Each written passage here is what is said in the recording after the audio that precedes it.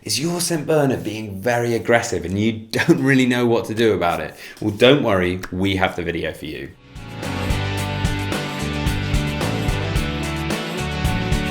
Welcome back to the Fenrir St. Bernard Show. My name's Joe and I'm a certified canine leader here at FenrirCanineLeaders.com. We are dedicated to helping you learn everything you could possibly want to know about the St. Bernard and then how to become a high-level canine leader so you can raise your very own. So if you're new here, don't forget to subscribe and turn on that notification bell so you never miss a future upload. If you're out on your walk and your St. Bernard's being aggressive to other dogs and maybe other people, that's definitely something you want to get sorted.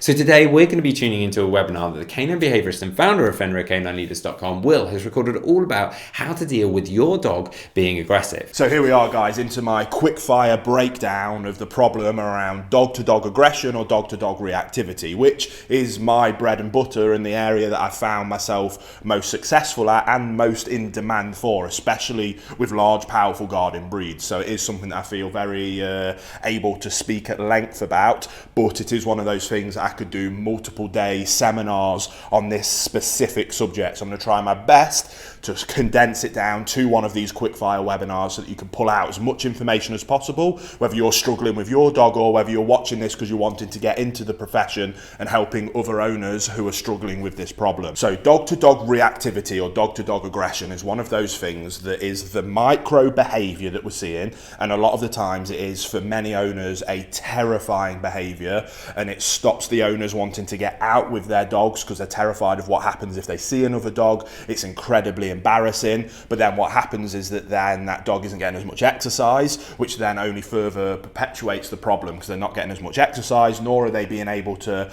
positively socialize around other dogs, and the problem gets worse and worse, and people go in a vicious spiral till they get to a point where sometimes they give up on the dog and then the dog gets euthanized as an aggressive dog. Now, the root cause behind reactivity or aggression is so varying and wide, which is why we could do multiple day seminars on this topic. So we're not going to go into the root cause, but what we're going to do is, regardless of the root cause, 9 out of 10 of those root causes would go through a similar behavior modification or rehabilitation program, and that's more what I want to give you an overview of in this webinar. So we've got a dog that's reactive towards other dogs in particular, or we've got a dog who is genuinely aggressive. Now, most people will always read it as aggression, whereas the vast majority of the time it's more reactivity than it is aggression.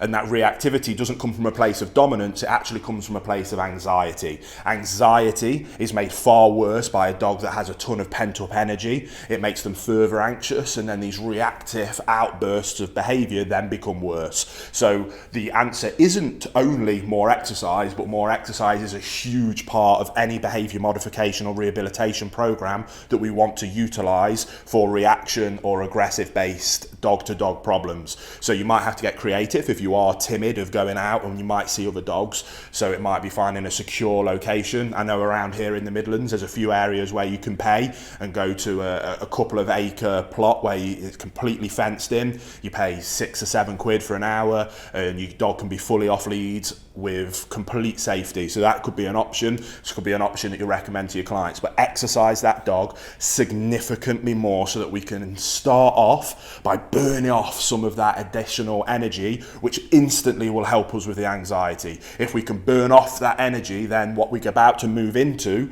with our more detailed behavior modification and rehabilitation program is far easier. So I always like to start here by finding a way, whatever that way is, because it is mandatory to this problem, of exercising that dog significantly more to make them as tired as possible before we start to try and rehabilitate the behavior of aggression or reactivity. Which then moves on to what is usually the hard part of this process, and it is the process that a lot of owners may struggle to hear. So again, if you are working in this as a profession, you have to get that finesse and the people skills of being able to, quite frankly, let the owner know that it is completely their fault and they are to blame and it's them that needs to change long before the dog needs to change.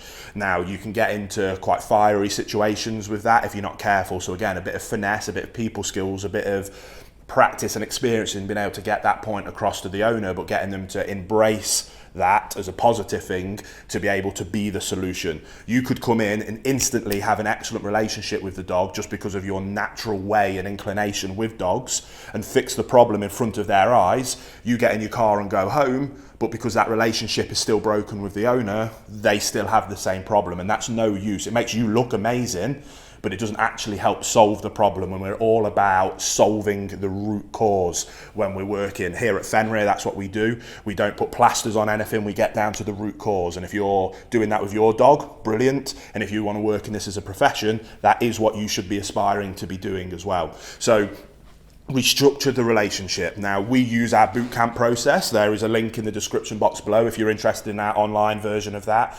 But that is a 1-month program that is designed, and I've now implemented thousands of times, to be able to help people restructure that relationship.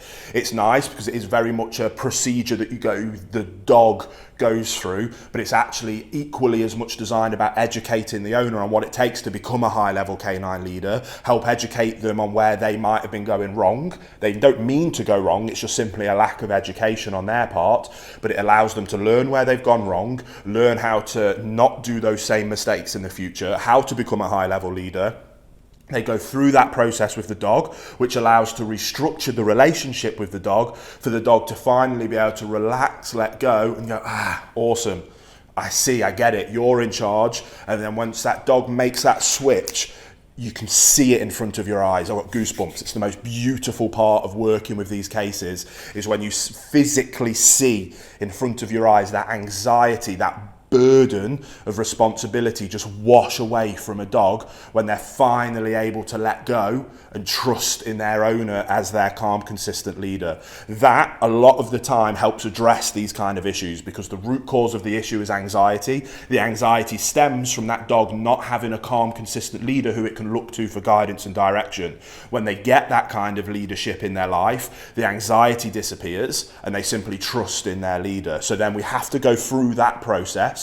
So we're applying much more exercise. We then put emphasis solely on restructuring that relationship. Then when we've restructured the relationship, we can now finally look at addressing the problem behavior at the micro level. Because what you'll find is that 8 times out of 10, focusing on those higher macro level problem solving skills like exercise and restructuring the relationship and better leadership on the owner's part will address the micro behavior in terms of reactivity. Now, reactivity is one of those, usually I say 9 times out of 10 it's all reactivity, aggression 8, because it can become a very established and ingrained habit in the dog to react that way. So once we've broke down that relationship and refixed it to get to the point where the dog looks to you for guidance and direction, doesn't mean that that habit isn't still ingrained. What we now need to be able to do is utilize that relationship, which now gives us that clear communication pathway between the owner and the dog, and we use that communication pathway to be able to say, no, this isn't how we act anymore, this is how I want you to act. And then that is where we get into the more juicy bits of the actual behavior modification program, which then does take us to rehabilitating the problem behavior. And we go through my common process of correct, redirect, reinforce. Now, far too many people try to jump to this as the quick fix. And yes, there is lots of examples of what I call death row dogs, in terms of, right, this dog is going to get put down today if we don't address this problem today. In that kind of scenario, it's like, right, we need to go in probably with a prong collar and we need to correct this behavior quickly or this dog is going to die. Now, that can be done, and then sometimes we have to flip it, where we have to show a lot of progress very quickly to say, look, it can be done. Look what we've achieved in an hour. Now we're going to go back and restructure the relationship and add more exercise.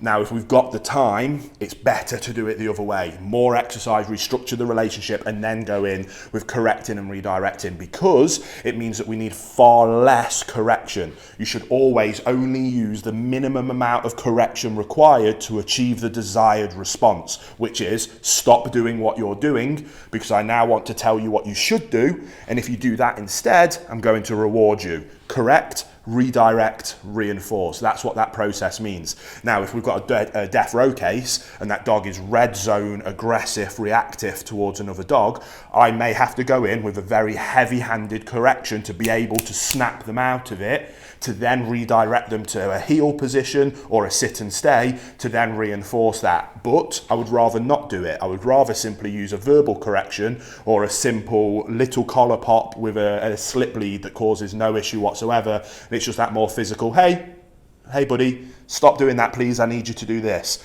And if we can restructure that relationship and that communication, we get that moment where it's, oh yeah, sorry boss, got carried away with myself then, what is it you need? Rather than them red mist, red zone, losing their minds. So that is all we're going to do. We're going to utilize a heel command. So if they don't know heel, we're going to strip it back and we're going to teach heel as an obedience trick in a very positive way.